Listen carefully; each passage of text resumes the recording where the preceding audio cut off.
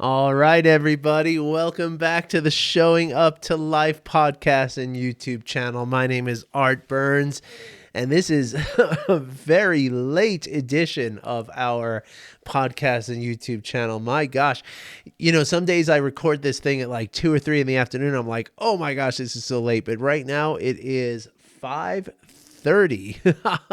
My gosh. And for me, it's 5:30 on Friday. So my energy is feeling pretty good right now. Anyway, sorry for getting this out to you so late. And I hope you can forgive me for that. And also I hope you can forgive me for not posting something yesterday. And I have something to say about what I didn't post yesterday, or it's going to tie into the actual topic of today. And so what I want to talk to you about today, I actually did a TikTok video about this, and I'll remind you again, I do a TikTok videos just about every day. So if you want to find me on there, it's art_mindful on TikTok. Essentially, it's just a digested version of this, right? It's a condensed version of whatever I'm talking about in my daily videos with you. Now, normally this is the one that drives it. Usually I do this video and then I kind of repurpose it for the TikTok after the fact. But this time it's going the opposite direction from that. And so anyway, the thing that I was talking about this morning, and again, on TikTok, it's just a 160-second video. So it's really, you don't get to say that much, right? But what I talked about is, when you get on an airplane, right, and they're going through the safety protocols for you, and the seatbelt and the exits and the exit row and all that kind of stuff, right? And in that whole description of the protocols and in all those instructions that they give you, they tell you something really, really important, and something that always felt very, very counterintuitive to me. What I'm referring to is when they tell you that when the oxygen mask, if they say if the cabin loses pressurization, an oxygen mask will automatically fall from the overhead compartment above you, right? And then they tell you that when that happens, it's very crucial, and they tell every time you get on a plane, they tell you this: you must put your own mask on before you attempt to help the person next to you. Now, presumably that person next to you is your child, right? Which is, I think, why they say this, right? Because ordinarily you probably wouldn't think, oh, let me help this stranger out, before I help myself out, right? Like, that's not something that most people would have to be told to do, right? But for parents, this is just absolutely mind-splitting in its counterintuitiveness, right? Because as a parent, you would die for your child. There's no question about it, right? Like, that's the whole thing, right? At least most cases, maybe some cases. Anyway, my case, that's how I've always felt about my children. And that's, but even before I had children, right, I always assumed that, that this would be my responsibility as a parent to help my child, selflessly and help them first. But here's the thing: the reason why they're telling you to do that is because when the cabin, the airplane cabin loses pressurization, what it loses is oxygen supply, right? And if you're sitting there fumbling with this elastic strap and trying to get it on your child who's freaking out, maybe things are moving all around, then there's every chance that you will lose consciousness. And then not only do you perish, perhaps, but so does your child now, because now you're not there to help him or her. And so the reason I bring this up is because self-compassion works in very much the same way, very similar, right? Self-compassion, a lot of people, when I talk to people about self-compassion and I teach people about self-compassion, they automatically think of, like anyway, not automatically, but quite often I hear people say things like, it feels selfish, it feels self-centered, it feels not okay, right? And I get that, right? Because in the same way that you feel like, well, if I'm going to be compassionate, I should be compassionate for other people, right? I shouldn't worry about myself. I got to worry about other people. That's the selfless way to be, right? And that's what I'm supposed to be, right? And I get it. I do. But just like that oxygen mask, if you don't put that thing on yourself, again, you might die before you can help that person next to you, whoever that person is. And in the same way, if you don't allow for some of your compassion, if you don't give yourself that support first, then it's difficult, if not impossible, for you to support other people in your life. And so it's very, very important that we kind of hold that understanding, right? Because a lot of times what happens is if we do the reverse, right? If we worry about helping other people exclusively and don't worry about ourselves, and we don't give ourselves that support and that kindness and compassion that we need too, well, then what happens is there's always going to be somebody who needs that from us, right? Just like we always need it from ourselves. But the thing is that if we're always thinking about being selfless and, how can I please everybody else? How can I accommodate everyone else in my life?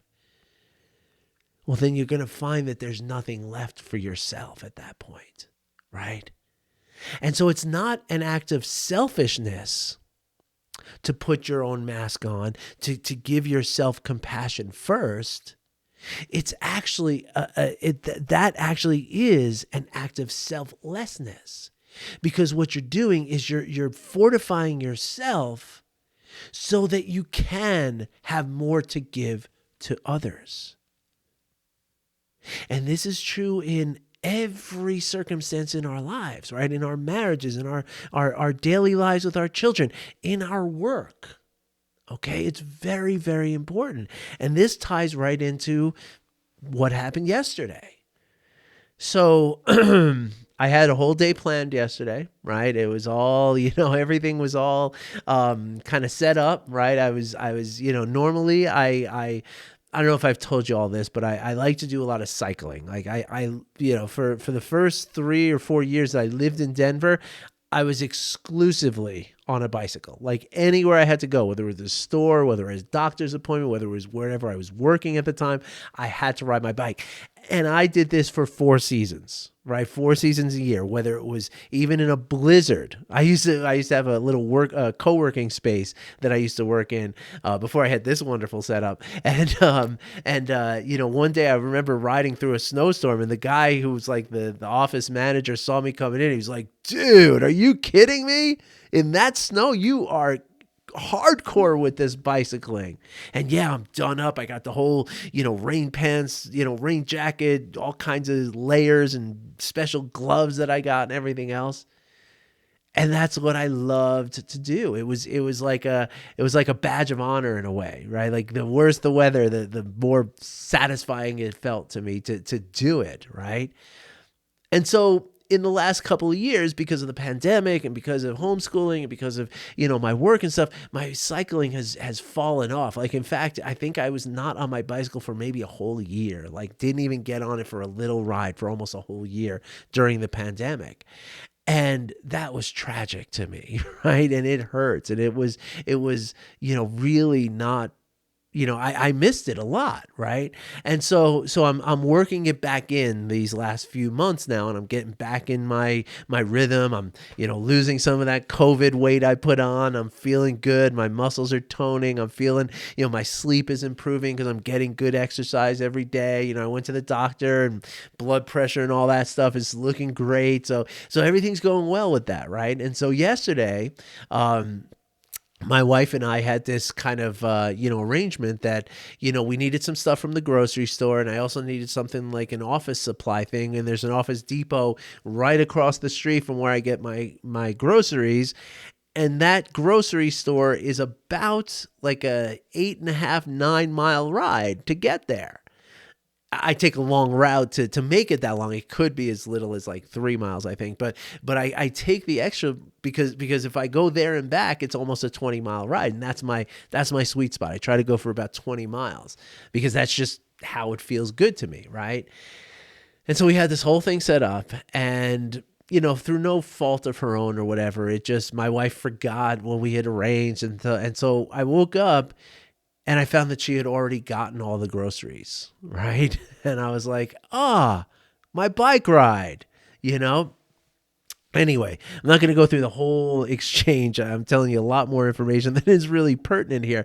But the point is that through the interaction that we had, I was triggered, right? And it was triggered from my trauma too, right? And I guess I might as well tell you, we have a little extra time here. What triggered me was that she said, after I kind of expressed that I had a problem with it, that we had this agreement, and now I'm kind of getting screwed. Because there is something about like having something to do that makes the bike ride a little bit more sort of, rather than just going and riding for 10 miles, that there's something, I guess, a little bit more motivating if I have a task to do with it, not that I need that, but it's just, I don't know, there's a feeling of that's more positive, and so the thing that triggered me, for your information, I don't know if you're interested in it or not, but what triggered me was that when I explained what I was, the trouble that I was having with this, her response was, and this is coming from her trauma, but it really tweaked my trauma, which is when she said, "Oh, I just can't get anything right." Like that was like my mom. Like that is exactly the wording she would use. And that's exactly how she turned every single thing into being about her. And that's how this trauma stuff works, folks, right? Just that little statement. I can't get anything right. 5 simple words. Remember what I told you. If it's hysterical, it's historical. And I became pretty hysterical about that. I mean, really, I even, in talking it through, I even started crying. Like it was a very, very heavy emotional thing for me to go through. Okay. And in the wake of that really difficult emotional thing that I went through, like I could have forced myself to come on here and done a video, right? I could have done that. And yes, there was a meeting that I had. I had my self-compassion course, so I couldn't not do that. I had 5 people waiting for me on that call.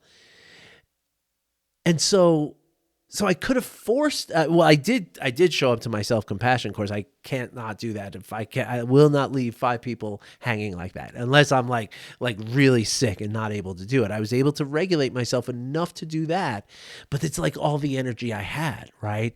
It was like me putting on the oxygen mask of all those people, and I lost consciousness myself. Right now, fortunately, the plane landed and everything's okay. But what I needed to do is I needed to show myself some self-compassion. And the way that I was needed to do that yesterday was to just not work anymore. Right? I needed to take the day and basically lick my wounds. I needed that. But because I was able to do that, I'm able to show up to you today, even after a really long day. And this might be another occasion where ordinarily I might be like, you know what, they'll forgive me for no podcast today because it's 5:30 and I've been going since 9 o'clock this morning and I'm really tired. I've been talking all day. My mouth is dry and I'm tired and I want nothing more than to just lie down for a few minutes and just be still, right? But yet here I am with all the energy I need. And I could do this for another 2 hours if I had to, right? And part of the reason why is because I gave myself that time yesterday. If I hadn't given myself that time, if I just pushed through, then in all likelihood, my energy today would not be what it is. And I had 5 different calls today with people who all received wonderful, they're all doing wonderful work in mindfulness, and it's like magic that I was able to be with each one of them today. And I do not think that would have happened. I do not think this would be happening had I not taken the time to put my own mask on first, right? So I hope you can see how that works, right? That self-compassion is not a selfish thing. It's something we do so that we can fortify ourselves to show up to those around us. Showing up to life is the name of the game on this podcast, right? And self-compassion allowed me to show up for you today and to show up with those 5 other clients that I had to talk to today, right? And that's what matters, that I was able to show up, and I show up for my kids, I show up for my wife, and we had a great conversation about all this. We've worked it through, we figured it out. And again, the reason why we had that conversation last night when she came home from work is because I spent the day caring for myself. I didn't spend the day just working through it, grinding it out, because then I probably would have just been in the same emotional state in the end of it. And then seeing her last night would have just triggered everything all over, and then we probably just would have kept fighting. And then where would I be today? Who knows? So I hope you get that. I hope you see the connection there. All right, folks. I'm going to do another quick segment here. I got a story for you in the next segment. I'll be right back. Everybody, welcome back to segment number 2 on this October 24th. You know, normally I'm very hesitant about that date, but not today, because my life changed 13 years ago tomorrow. Okay, tomorrow at about this time 13 years ago, we had no idea what was coming, but 6 hours from now, my wife's water broke, and we were driving into the city from the Hudson Valley, about an hour-long drive. I made it at 11 o'clock on Friday night. I made that drive in about 20 minutes. I swear, I was so scared because her water broke. It's like, this is serious. Like, we're supposed to be in the hospital already when this happens. And so, I mean, yeah, it was intense. But anyway, yeah, so I this date is not hard for me to remember because, you know, again, like as of tomorrow morning at about 8 o'clock or so, 8:30, I think it was, 8:22, I believe it was. I have to look it up. I have it somewhere. But yeah, that morning, my life changed. I mean, everything changed for me. And I can't even, gosh, to look back on 13 years of having a daughter is just so incredible.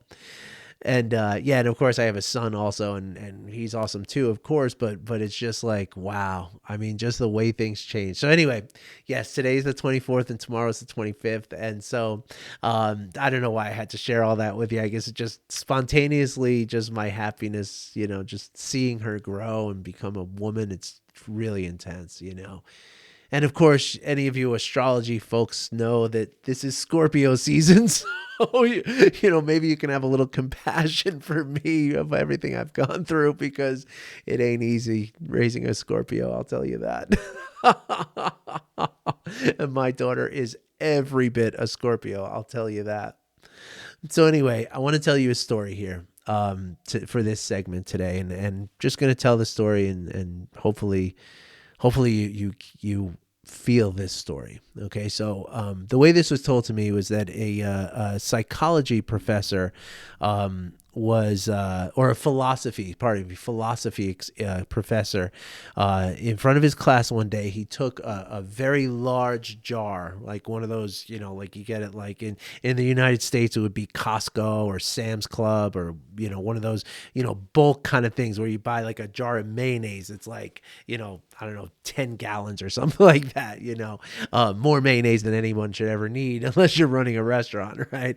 But he took one of these. It was cleaned out and washed out and stuff like that. And what he did was he took a bucket of golf balls, and he poured it into the mayonnaise jar so that the golf balls went all the way up to the rim of the jar.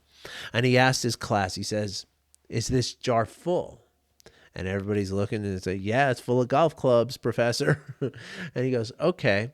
And then he took a bucket full of little tiny pebbles, or maybe ball bearings, let's say, right? And he poured those ball bearings in there. And the ball bearings is all filtered through all the different spaces that were in between the golf balls. And he says, "Is the jar full now?" And they were like, "I think it's full now, yeah." He goes, "Okay." Then he takes a bucket full of sand, really loose, fine, dry sand, And he pours that in, and the sand finds all the little empty spaces in between the ball bearings and in between the golf balls. And he says, now this jar is full.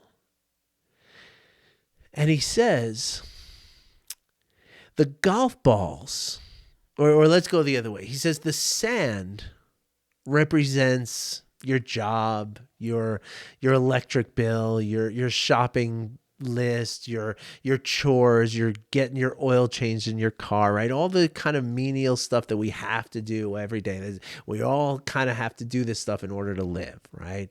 That's represented with the sand. What the ball bearings represent are, your interests, the kind of things that you do for yourself, like your hobbies, your going out with friends, or watching a movie or reading a book, right? That's the ball bearings, the things that you would do for yourself. And the golf balls, those represent the really important things that, your family, your health, your livelihood, your home. And he says, you see, if we did this in the other direction, if we filled the jar up with sand first, there would be no way to introduce into that the ball bearings that are our personal interests, or the golf balls that represent our health, our family, our loved ones, the really important stuff. And so the lesson is that we need to pay attention to those things that are important first. Right? We got to stake those times out in our lives. Otherwise, there's always enough of the sand stuff to keep us very occupied. And this is something that I lived with for most of my life, right? Where I was so focused on the sand that I never had any room in my life for the golf balls or the ball bearings.